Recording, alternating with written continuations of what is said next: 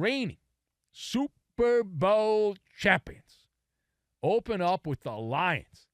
Now, in my life, most of the time I saw the Lions was on Thanksgiving. That was it. Every once in a while, when I was a kid, they had this guy named Barry Sanders, and they used to put the Lions on TV. But other than that, pretty much Thanksgiving. So it sounds like Kansas City is going to be shorthanded in this game. If somehow you have been in a shoebox and you just escaped from the shoebox, first of all, congratulations that you got out of the shoebox. Wonderful. Mazel tov. And also, you might have missed the fact that we learned the tight end, the all-everything, all-encompassing, all-powerful, almighty Travis Kelce, who's more than just your normal tight end. Travis Kelce is down for the count. He hyperextended his knee as he was dining on Snap, Crackle, Pop for breakfast. It happened at practice on Tuesday, and his status is in doubt for the Thursday night opener against Detroit. You might say, well, just drug him up, put a needle there, put some painkillers, and go out and play. Well, that's your daddy's NFL. They try to avoid that, especially for week one. If it was a playoff game, you'd say they just drug him up. He'd go out there and play.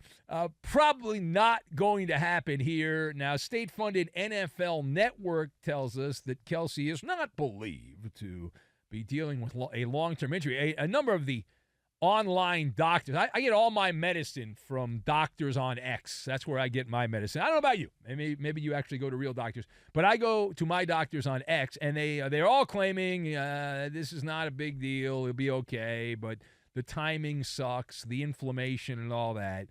And so barring some kind of dramatic 11th hour plot twist, Kelce's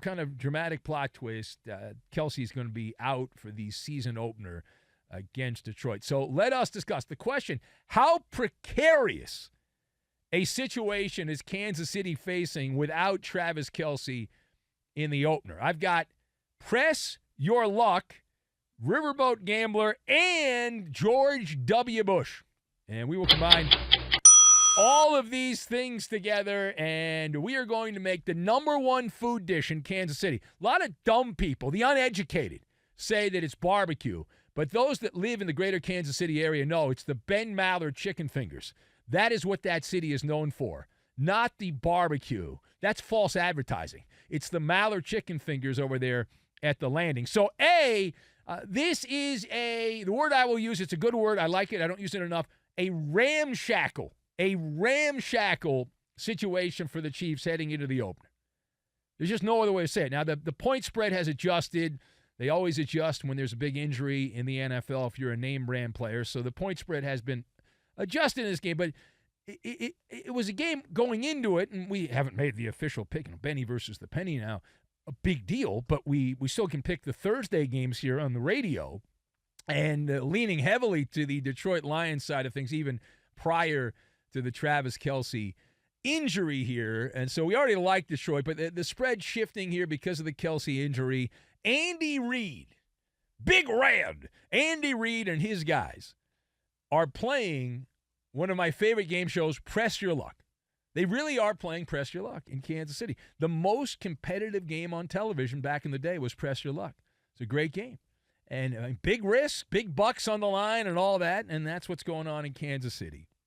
Right now, Andy Reid, he said no whammy, big money, and stop. Double whammy! He got a double whammy! Andy Reid has a double whammy going into this game. Why? If you look at Big Ben's big board, not a list. Don't do lists. That's what juvenile people do. We do not do lists. But on Big Ben's big board, you look at the top three players on Big Ben's big board for Kansas City. Now, number one, like Secretariat, is Patrick Mahomes. He's at number one. But number two, Travis Kelce. You know who number three is? That's right, Chris Jones. So heading into the season opener at Arrowhead on Thursday night with a madhouse expected there as they hang a banner for the Super Bowl win a year ago, they will be without two of their top three players. Now, I realize other people step up.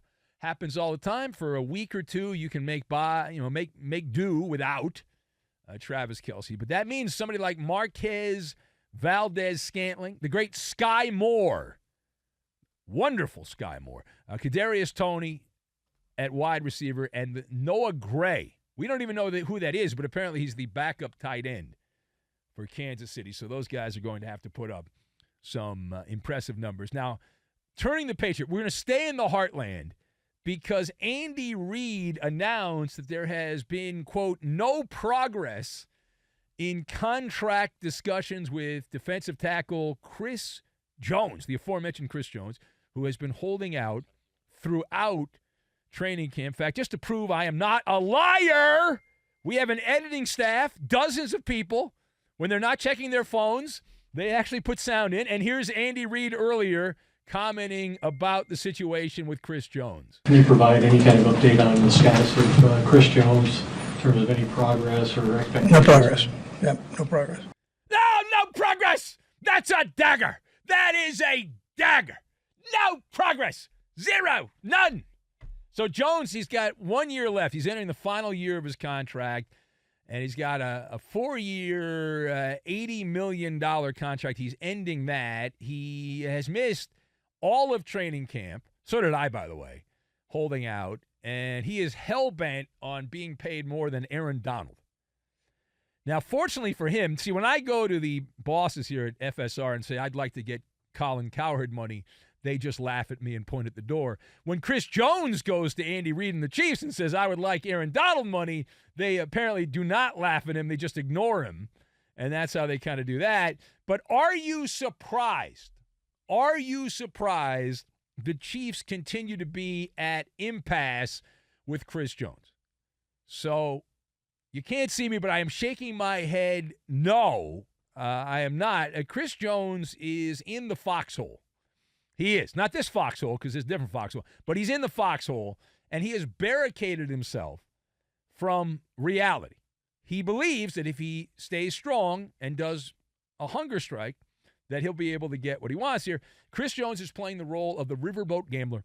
The riverboat gambler. That is the role. He's betting that the Chiefs are going to go out against the Detroit Lions and Jared Goff and Amon St. Brown and all of the playmakers the Lions have assembled here. And that Chiefs defense is going to go out and be roasted like a pig at a traditional Hawaiian luau by the Lions. And even if Kansas City wins the game because they happen to outscore the Lions because the Lions defense ain't that great, even if that's the case, it's still a feather in the cap for Chris Jones and gives him more leverage. Now, Andy Reid and his friends, they're like, well, we're betting the other way.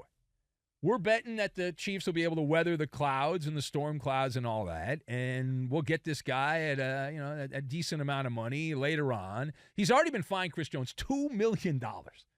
And he's going to keep getting fined over $1 million for every game that he doesn't show up for. And that is the definition of a high-stakes game of bark, chicken. Yeah. All right, last word. Let's go to Vegas. We had some moving and shaking, as we often do, in Lost Wages, Nevada. This involves the quarterback, not my quarterback, Jimmy Garoppolo. We learned the Raiders have redone the contract of Jimmy G, who, according to a story I read the other day, very popular with the porn stars. They love Jimmy G, and he loves them. Who doesn't? Anyway, so Garoppolo signed a 3-year contract for $72 million with the Raiders this offseason. And before he even takes a regular season snap, the Raiders have redone the contract. So what does the Jimmy G renegotiation, the restructuring with the Raiders tell us? It tells us a couple of things. That Vegas is obviously extending what turns out to be the prenuptial agreement with Jimmy D. And by restructuring the contract, that is a guarantee they are locked in now. You're never really locked in, but they're more locked in now that 2024 will also be a Jimmy G year, that they're going to roll the dice with Jimmy G in 2024.